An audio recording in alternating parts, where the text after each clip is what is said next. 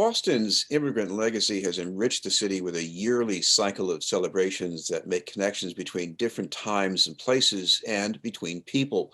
That cycle will be transformed later this month with a week-long virtual celebration of the Lunar New Year. In this case, it's a celebration for Chinese adoptees and community partners, including the Pao Center for the Arts in Boston's Chinatown. The other partners organizing the event are China's Children International, or CCI, and Families with Children from China, New England. To tell us about celebration are CCI's president and co-founder, Charlotte Cotter, and the executive director of the Arts Center, Cynthia Woo. Thank you very much for being with us.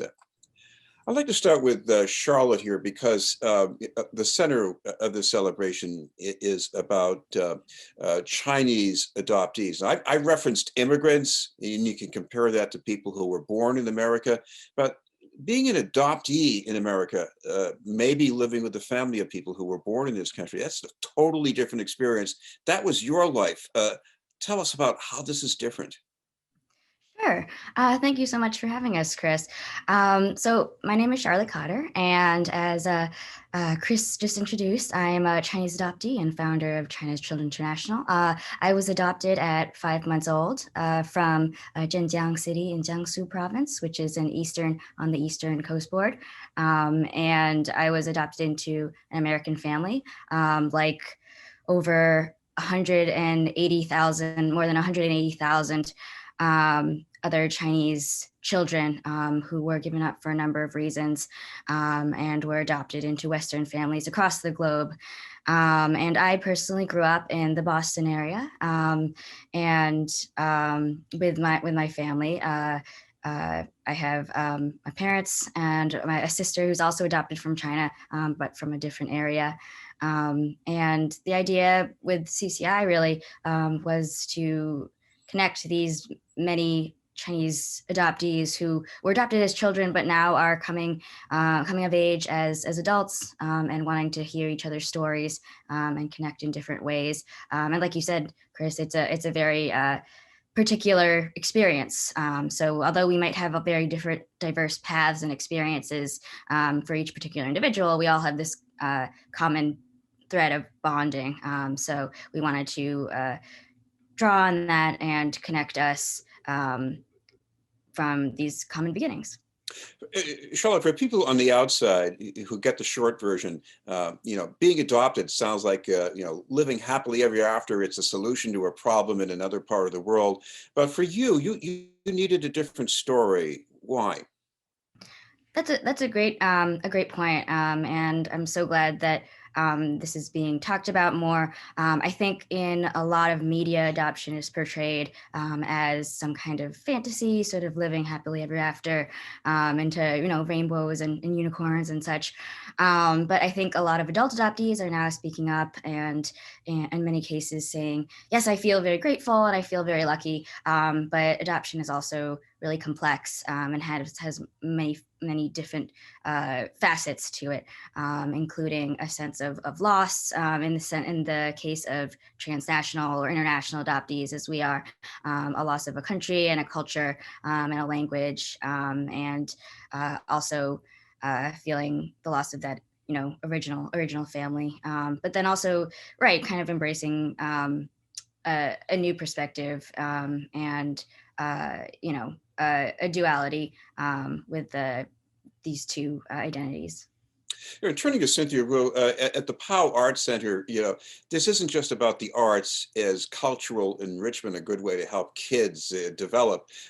There's a lot of reference to the struggles of Chinatown in history to serve the population's needs. And that goes with even just the very location of the Arts Center. Can you tell us a little bit about that? Sure. Thanks, Chris. And, I think at the heart of it, to tie with what Charlotte was talking about, her experiences as an adoptee, it's about finding your place and finding a place to build community. So Pao Arts Center was founded in 2017 on a parcel of land called Parcel 24. And this was a parcel of land that was taken away from the Chinatown community during urban renewal and the development of the highway or the Mass Pike in the 60s and 70s. So due to eminent domain, the state took away this parcel of land and closed some row houses and also what was the heart of commercial Chinatown, and also Syriatown, which a lot of people don't know. So we had 200 plus families displaced from their homes destroyed, Chinatown cut in half. So that sense of grief and loss and trauma was very prevalent when this occurred in the 60s and 70s. So this project of where Pao Arts Center actually exists was developed by a local Chinatown organization, the Asian Community Development Corporation, and they redeveloped Parcel 24 into this mixed use housing and community space.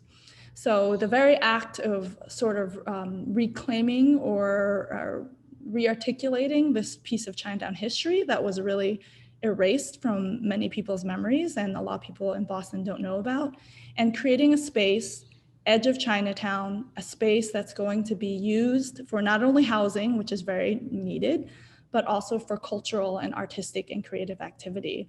So Pao Arts Center itself, after AC/DC fought so hard for this land and this development became the center. It's a project between Boston Chinatown Neighborhood Center and Bunker Hill Community College.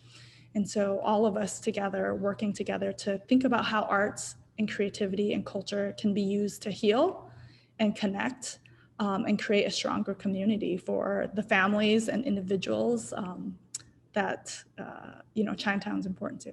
If you go back in the history of Chinatown, it was once a kind of zone of exclusion where you mainly had men who were separated from their families in China. How does that resound with what you're doing right now with adoptees? A family can come in very different forms, and we all have different experiences. But I think something that ties us together is that cultural aspect and the artistic aspect. So we can come together and we can experience things together no matter our background.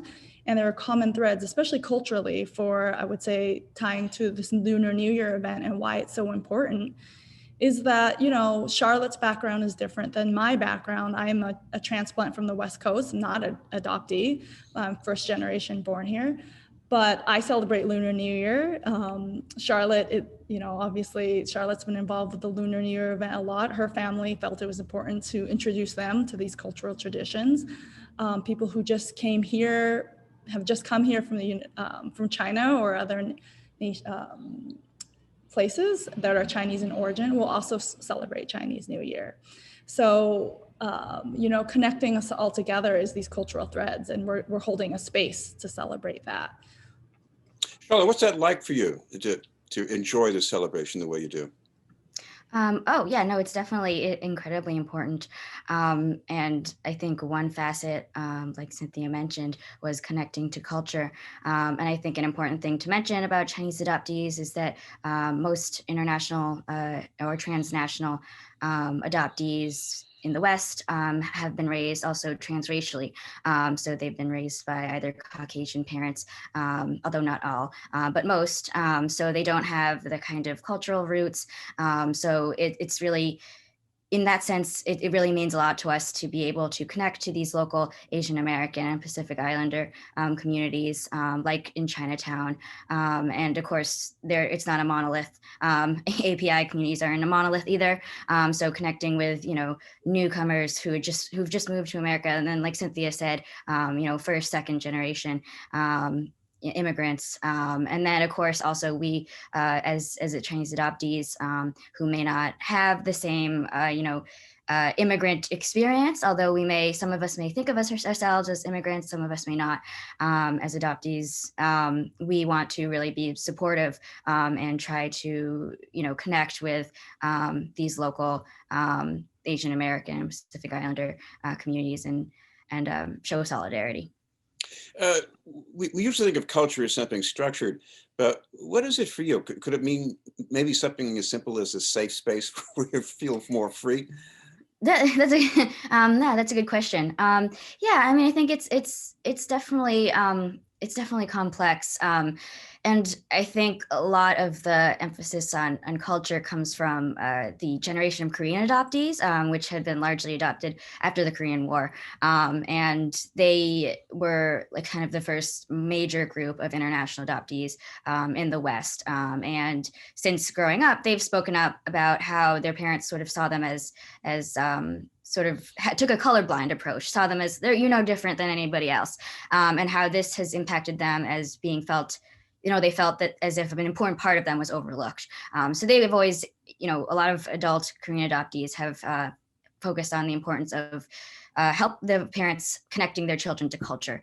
And what does that mean? And how can these Caucasian parents, of course, and I think what the Chinese adoptee parents, who have learned from the Korean adoptee parents on the whole have been trying to connect their children to the culture and teach them about their Chinese heritage and such. And I think that the question, like you said, is sort of what is, culture? What does that mean? And how can Caucasian parents who don't have that background introduce it in a way that doesn't seem sort of trivialized and sort of just, only having like, food once a month or something. And yeah, how can you give a little bit more structure? I think that comes also to the question that Cynthia was talking about, a community. So I think a lot of the culture that we get is from, interacting with, the local community and local community spaces like Pao Arts Center. Cynthia, what is the celebration going to be like here? Because we're talking about something that's virtual, a week long. There are some things structured in here, but it sounds like people having fun talking to each other. Yeah, so I mean, we're excited about this. As I mentioned previously, Charlotte with CCI and also our other partner, FCCNE, Families with Children from China, New England, have partnered for the last few years on a Lunar New Year celebration at Pao Arts Center in a physical space. So, we felt it was really important that even though we're going to do something virtual and we can't gather in a large scale this year, that we still need to provide this space to connect with each other. So for this component, and I should say that for Pao Arts Center, this is part of a menu of different items we have going on for Lunar New Year, including our popular lion dance classes and dumpling making. But this one specifically is focused on the idea of the Lunar New Year wish tree, which is a tradition of using hung bao, or in Cantonese, in my very bad Cantonese, pardon, or red envelopes to hang your wishes for a new year on branches. And then together we have a collective symbol of everybody's wishes and joys and hopes and dreams for 2021, which will be very needed for this year. But it's happening virtually. But at the same time, we're creating a space where you can just come and connect. So more of like a casual social hour, share your hopes and dreams for the upcoming year together, whether you're an adoptee, whether you're a new immigrant, whether you're a longtime resident in Chinatown. We're really trying to create this space where people can come together. If you're unable to attend on February 13th at 4 p.m. on Zoom, Eastern time, you can, it'll be live. The online wish tree will become live after that, and it'll be hosted on CCI's website for the week after.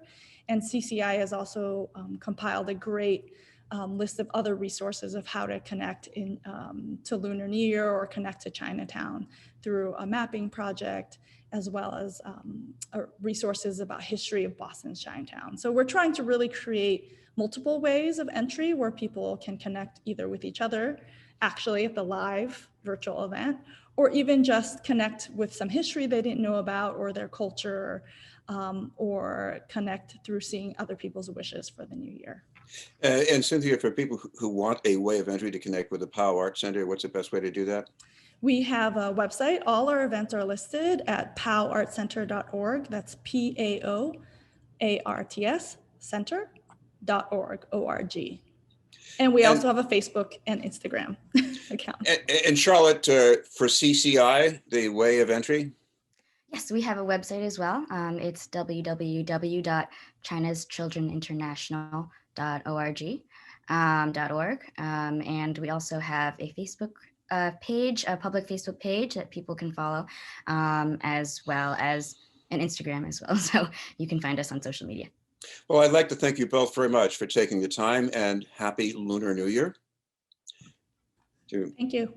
Thank you so much for having us, Chris. Happy Lunar New Year to you as well. Thank you very much. Charlotte Cotter from China's Children International and Cynthia Woo from the Pao Arts Center.